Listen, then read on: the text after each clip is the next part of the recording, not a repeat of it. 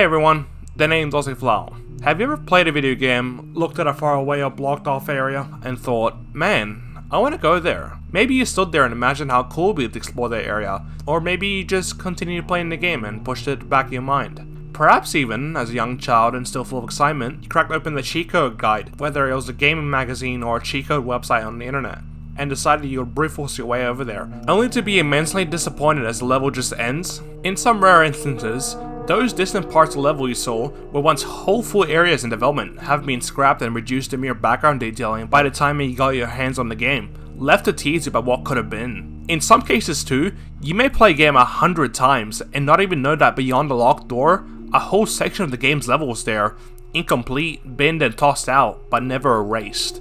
I like to call these spots leftover areas, parts of the level that was scrapped but not necessarily scrubbed from the game's data. I'm not talking about scrapped content as a whole, no. What we're talking about here is sections that exist inside the map, clearly intended to be used at one point, scrapped but still left in. Leftover content is scrapped content, but not all scrapped content is leftover content. For one reason or another, whether it's for forgetfulness, not being bothered, or whatever mysterious third reason, these areas have made it into the final release of this game's maps, printed onto discs, down onto hard drives.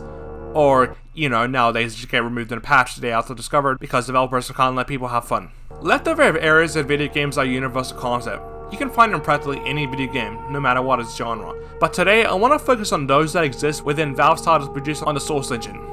You've probably heard it spouted by every YouTuber on the planet that the Source Engine feels creepy. I disagree personally. I'm of the notion that I find it comforting. However, there is one exception to Source not being creepy to me, and it's whenever I step foot in the leftover area. Leftover areas can be weird to stumble upon in Source especially. Sometimes they're fully detailed areas just sealed away and locked from the player from entering it. But what really gets me are the ones that are just empty and barren. It feels so familiar, but there's something missing about them. I'd like to tell you all a memory I have about a leftover area from when I was a kid. I remember playing around with cheats in Portal for the first time, and hearing a rumor of a weird section of the companion cube level you can only access with cheats. By entering the no-clip command, you will no longer have any collision with the world, and you'll be able to fly around freely in the level, not restricted by walls, invisible barriers, or even the endless void that surrounds every Source level and genuinely scared me as a child. Still kinda does, the abyss terrifies me. And so there I was, young little me. I input the no-clip cheat command and flew up beyond the 3 platforms leading the way to the exit, and was stunned as I broke the level boundaries. Right in front of me was a whole fragment of the test chamber. I couldn't believe what I was seeing. Then I remembered right after. I've seen this before, in the advanced version. Why is it here too? And to this day, I genuinely still don't have an answer for this. The fact that it's just this weird looking portal test chamber alone in the Source void, never deleted, never hidden, it just sits here. It didn't even get visually changed in advanced mode, it just looks like that. I think seeing this area really flipped the switch in my brain. I didn't understand why it was here, what its purpose was, and I had so many questions. But it told me one thing: if I knew where to look, I could find new areas in my favorite games. While Portal doesn't have much more to talk about in regards to leftover areas, I want to go beyond that and jump headfirst in Team Fortress 2. I don't play TF2 as much as I used to back then, but I feel it's worth bringing discussion on leftover areas to here specifically. Valve loves teasing you in Team Fortress 2 with inaccessible areas. In nearly every single map, you can find ajar doors, windows into inaccessible rooms, locations that you can never just reach.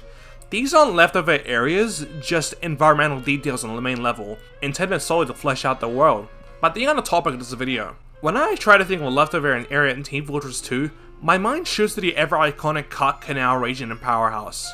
This map as a whole is infamous when it comes to those that have even the slightest interest in TF2's history.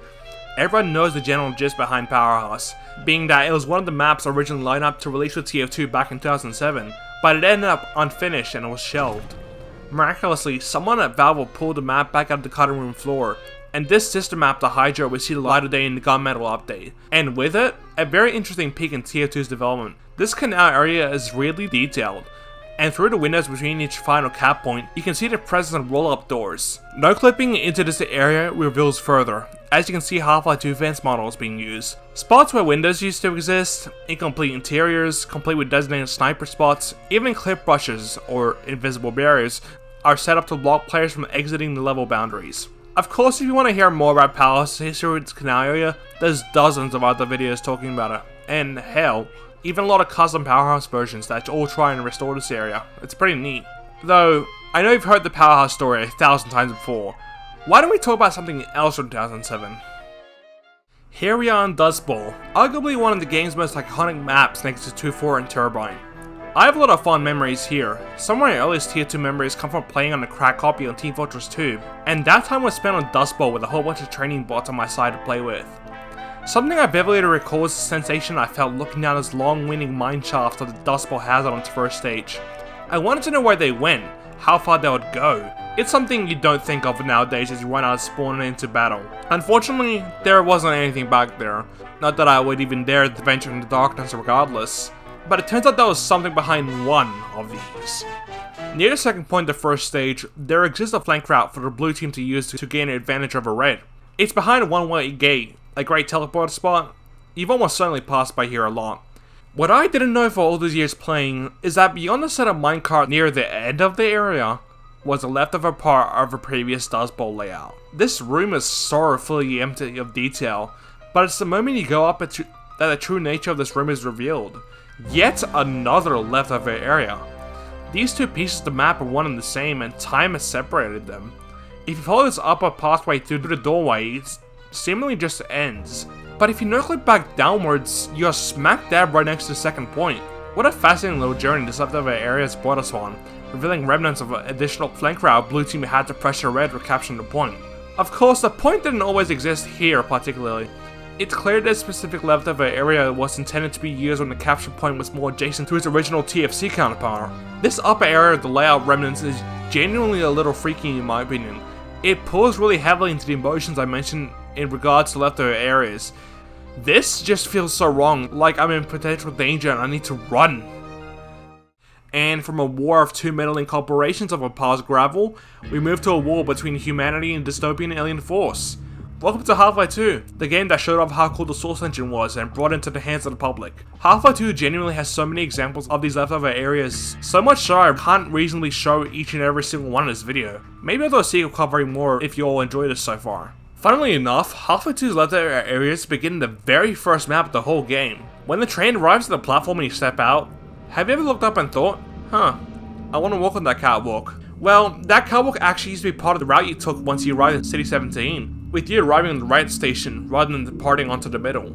Obviously, Valve changed this, honestly for the better in my opinion, but remnants of the old layout still exist. If you knuckle up to the catwalk and look behind the door on the right of the train station, you can find leftover remnants of what used to be a staircase leading you up to the catwalk. It's a simple leftover area, but it's a gentle one if that makes any sense. Though, this is not the only leftover area in this map. Have you ever noticed that while playing Half-Life 2, you actually go in a circle in the intro maps? You exit the train station, turn right, stumble your way up to Klein's lab, end up teleporting outside, and you go past the station platforms, this time from the tracks your train entered in on. Well, funnily enough, Valve seems to have made that entire sequence all one continuous map at one point in development. If you no-click backwards to where Klein's lab would be, you can find remnants of it. Well, the area outside the lab, but close enough. It is kind of hard to see though since this is all given invisible textures. Good news though, it's quite easy to restore how this would have looked. Like so. I don't want to make it a standard that I edit these maps to showcase these areas, but alas, I kind of had to give you all a proper scoop on how this all looked. Still, it's fascinating, a peek at a slightly more basic layout for this place. There's a lot more we can talk about here, but we're not here to talk about how this region evolved. We're here to appreciate those leftovers for how they are now. Oh, and speaking of Klein's lab, our next leftover area actually deals with that map. When you and Alex walk down the hall into the area outside the hidden lab, there's an elevator right next to you. Have you ever been curious where it leads? Well, once you teleport back to Klein's lab from Nova Prospect, Dog does actually take you down to the bottom of the elevator shaft to exit the building. But that's going down. Is there anything above? Surprisingly, there is. On D1 Train Station 05, the map that starts the Red Letter Day chapter, no-clip up the elevator shaft and you'll be surprised to find a whole floor up here. This area is empty and interesting. It uses more pale white bricks compared to the yellows of the playable area, and even has light here. I don't know what this area would have been used for, or how, but, well, it's nice to see something here. This light is practically pointless, as it barely manages to reach the elevator shaft, illuminating a spot on the wall you can only see if you press yourself right up to the door and look through the window. The door here too is using an earlier texture, rather than the more proper design that the one in the Playboy area uses. you can actually find more of the shaft doors up and along the elevator shaft. But unlike the floor above the typical playable space, those are just completely sealed off with no rooms behind it. For those inclined, you may be asking about the prologue of Anti-Citizen 1, where you teleport back from Nova Prospect. Since it reuses Geometry D1 of 5, being that you do teleport back to Kleiner's lab after all. Well, as a result of this reuse, this hallway is actually still there, but now missing its light entirely and has some changed texture for no real reason. And it's entirely removed in the map right after. Now that we're in Anti-Citizen 1 actually, we've entered the Street Wars chapters of Half-Life 2 where you fight your way towards Citadel. This part of Half-Life 2 is infamous for how obviously rushed it is. As a result, there wasn't any proper cleaning of the maps, and some areas created a bit earlier in the game's development cycle will end up swapped in and used here, meaning you can find quite a lot of examples of leftover errors in this segment especially. I want to highlight one in particular, right at the start of Fall of Freeman. You can find what I could guess was the original path out of this building, as it would have led it out onto the street and joined what is the currently intended path. Other theories and speculation come up with by looking at the way a leftover area would have been utilized, seeing how the layout of level evolved. Before I finish this video off, I'll throw in a wildcard from Half-Life 2 Deathmatch. Runoff is a pretty cool map from Half-Life 2 Deathmatch. It's got a nuke button that kills everyone who doesn't get safety, there's a pretty infamous exploit where you can escape the map and shoot people from underneath it, and it has an area seemingly cut at the last minute. It's fully detailed, even has a necessary trigger to kill any players who might try and shelter in the sewer, yet it's been seemingly cut at the last minute.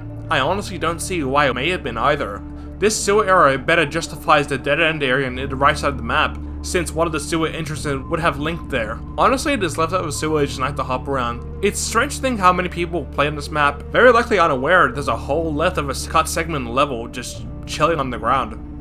And at the end of the day, I think that's what made this area so intriguing to look at.